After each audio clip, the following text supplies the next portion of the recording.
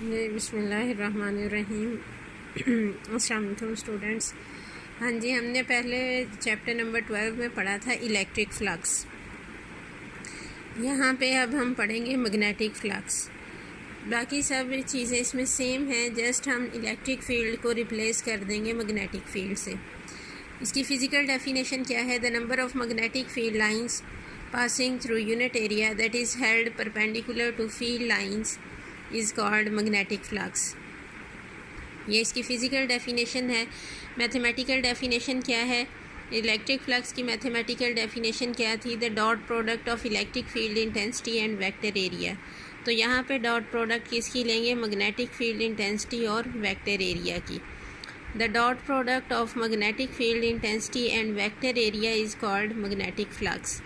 Flux के subscript, flux को हम फाई से रिप्रेजेंट करते हैं, सब्सक्रिप्ट में लिखेंगे B. That stands for magnetic field and it is equal to B dot A. जब हम डॉट हटाते हैं तो साथ आएगा कॉस थीटा, तो ये होगा B A cos theta. Where A is vector area whose magnitude is equal to surface area and its direction is along outward drawn normal. ये हमने पहले भी पढ़ा था कि वेक्टर एरिया की डायरेक्शन हमेशा आउटवर्ड ड्रॉन नॉर्मल होती है। अब हम उसी तरह से जैसे हमने पहले केसेस पढ़े थे, इलेक्ट्रिक फ्लक्स के केसेस डिस्कस करेंगे। केस 1 है when area is held perpendicular to the magnetic field lines then vector area will be parallel. जैसे ये देखें, अगर आपने इस तरह से रखा है फ्लक्स को, एरिया को परपेंडिकुलर, कि फील्ड लाइंस इस तरफ हैं, ये हॉरिजॉन्टल हैं फील्ड लाइंस, आपने इस तरह से रखा है इसको एरिया को, तो फिर वेक्टर एरिया की डायरेक्शन क्या होगी? Outward drawn normal. बिल्कुल इसी तरह से जैसे ये देखें, ये एरिया रखा और आउटवर्ड ड्रॉन नॉर्मल पैरेलल है मैग्नेटिक फील्ड लाइंस के, यानी ये वेक्टर एरिया जो है ये पैरेलल हो जाएगा मैग्नेटिक फील्ड लाइंस के।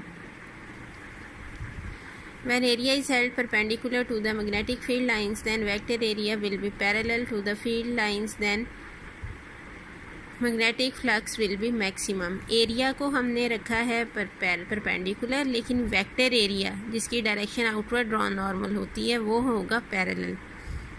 सो phi B is equal to B dot A is equal to B A cos theta. Theta की वैल्यू है यहाँ पे 0, so B A cos of 0 degree होता है 1, so this will be equal to B A, यानी flux maximum होगा। Second case अब हम यहाँ पे लेंगे case 2। If area is held parallel to magnetic field lines, अगर हम एरिया को पैरेलल रखें मैग्नेटिक फील्ड लाइंस में, then vector area will be perpendicular to magnetic field, यानी वेक्टर एरिया कितना एंगल बना रहा होगा? इसके साथ 90 डिग्री का एंगल बना रहा होगा। And magnetic flux will be 0, so phi B will be equal to B dot A is equal to B A cos of 90 degree. So cos 90 की वैल्यू होती है 0, तो फ्लक्स हमारे पास मिनिमम हो जाएगा या 0 हो जाएगा। ठीक है। If area is held neither perpendicular nor parallel, ना हम इसको पैरेलल रखें केस 3 में, ना परपेंडिकुलर रखें जैसा कि हमने इलेक्ट्रिक फ्लक्स के टॉपिक में भी डिस्कस किया था, बल्कि इंक्लाइन कर दें सर्टेन एंगल थीटा पे, तो मैग्नेटिक फ्लक्स क्या होगा कि ये एरिया है आउटवर्ड ड्रॉन नॉर्मल इस सरफेस पे, एरिया ए का कंपोनेंट जो बी के लॉन्ग होगा that is A cos theta, so B into A cos theta लेंगे हम, that is equal to B A cos theta, that will be equal to B dot A. This is the generalized expression of magnetic flux. The SI unit of magnetic flux is weber. SI unit है इसका weber, और ये किसके equal है? Magnetic field intensity का unit क्या है? Tesla, और एरिया का metre square. So weber is equal to tesla into metre square, और टेस्ला हमारे पास होता है Newton per ampere per metre के इक्वल, उसे मीटर स्क्वायर से मल्टीप्लाई करें तो ये हमारे पास आ जाता है न्यूटन मीटर पर एम्पेयर के। अब हम वेबर को कैसे डिफ़ाइन करते हैं? The magnetic flux will be 1 weber if magnetic field intensity is 1 tesla through area of 1 metre square. ठीक है, कि अगर यहाँ से ही हम डिफ़ाइन करते हैं वेबर को कि मैग्नेटिक फ्लक्स 1 वेबर कब होगा? जब मैग्नेटिक फील्ड इंटेंसिटी हो 1 tesla through an area of 1 metre square.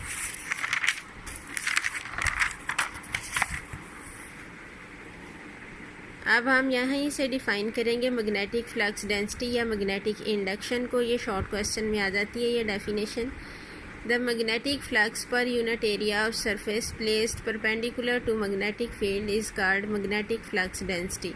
तो बी से हम इसको रिप्रेजेंट करते हैं और ये किसके इक्वल होता है, फाई ओवर ए के, flux per unit area.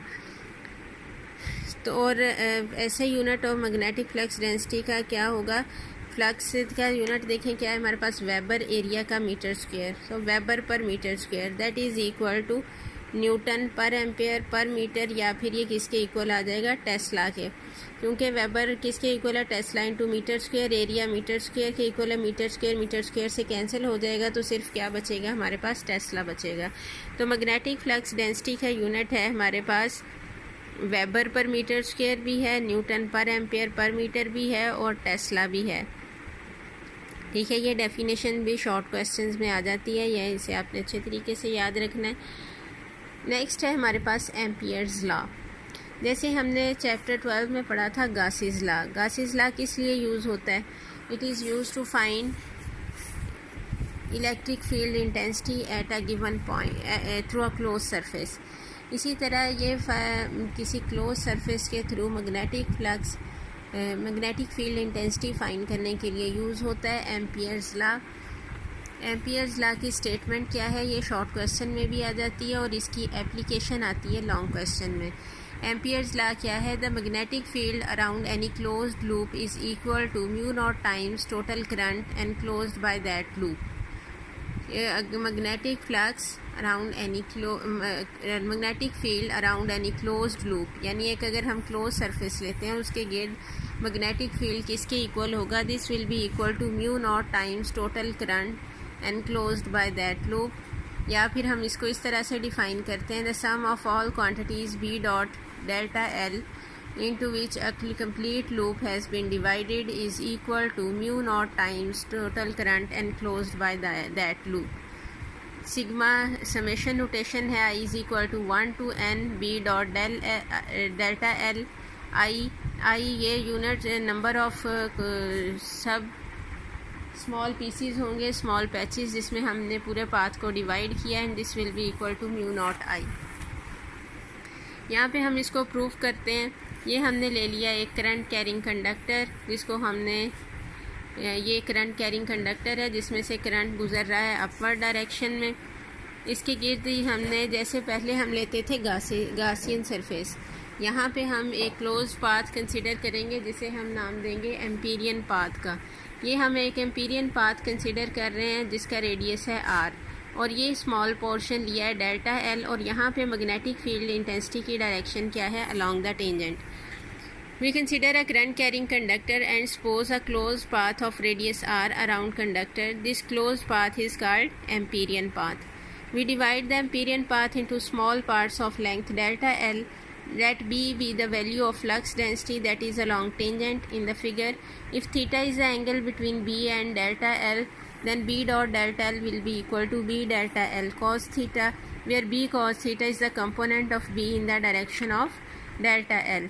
According to Ampere's law, अब अगर हमने इसको n पार्ट्स में डिवाइड किया है इस पूरे पाथ को, तो हम क्या करेंगे, b dot delta L1 plus b dot delta L2 plus b dot delta L3 so on b dot delta Ln, this will be equal to mu naught I. So summation I is equal to 1 to n, इसको sigma form में लिख देंगे, b dot delta Ln is equal to mu naught I। यही है हमारे पास Ampere's law, where mu naught is known as permeability of free space. जैसे पहले हम 12 चैप्टर में ले रहे थे परमिटिविटी ऑफ फ्री स्पेस, यहाँ पे परमिबिलिटी ऑफ फ्री स्पेस, और इसकी वैल्यू क्या है, 4 pi into 10⁻⁷ weber per ampere per metre. ये आपने वैल्यू याद रखनी है, हमने न्यूमेरिकल्स में भी यूज़ करनी है। It is also known as ampere circuital law. Close circuits पे अप्लाई करते हैं, इसलिए इसे एम्पियर सर्किटल लॉ भी कहते हैं। परमिबिलिटी को अब हम कैसे डिफ़ाइन करते हैं? It is the ability of free space to allow magnetic field lines pass through it. तो इसमें परमिटिविटी क्या था? It is the ability of medium to conduct electric force. ये क्या है? It is the ability of free space to allow magnetic field lines pass through it, that is known as permeability of free space. ठीक है, ये था Ampere's law, उसकी statement और proof. इसकी एप्लीकेशन हम इंशाल्लाह आगे नेक्स्ट स्टार्ट करेंगे।